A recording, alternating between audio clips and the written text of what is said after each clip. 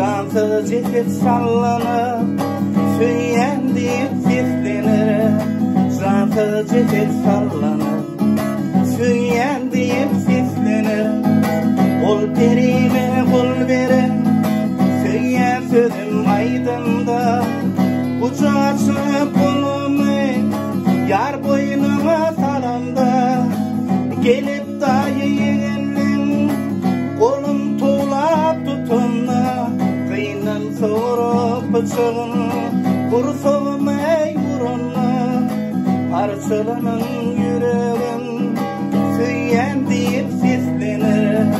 Parçalanın yüreğim söyleyen deyip seslenir.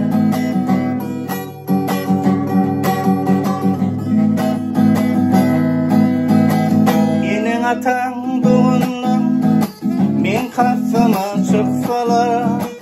Göresip bur bir yerde deyip hayva tatsalar. Kapılıkta bilirmem gelip meni tutsalar.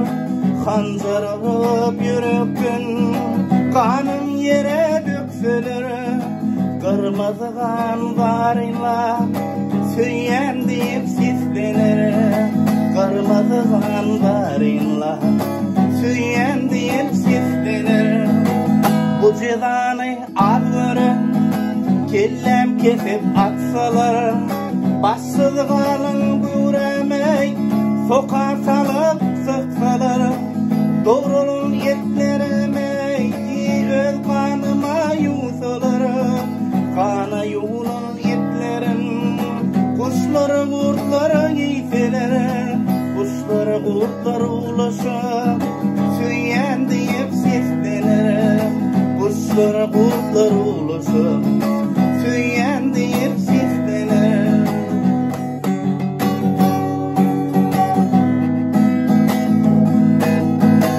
Söyle bilen yansana diye üstüme o sepseler. Söz veriyerin söygülüm ottan sonlar depseler.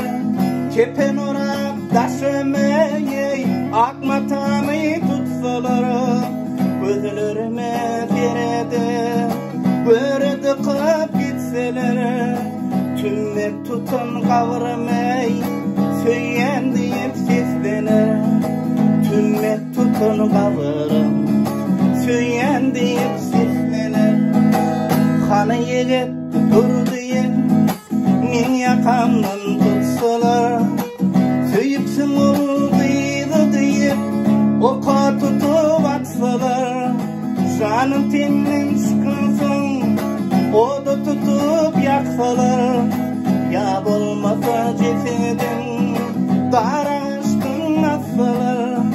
Cansız ceset sallanıp söyleyen deyip seslenir. Parçalanın yüreğim söyleyen deyip seslenir. Kırmızıgan varıyla söyleyen deyip seslenir. Tümmek tutun kavurım söyleyen deyip seslenir.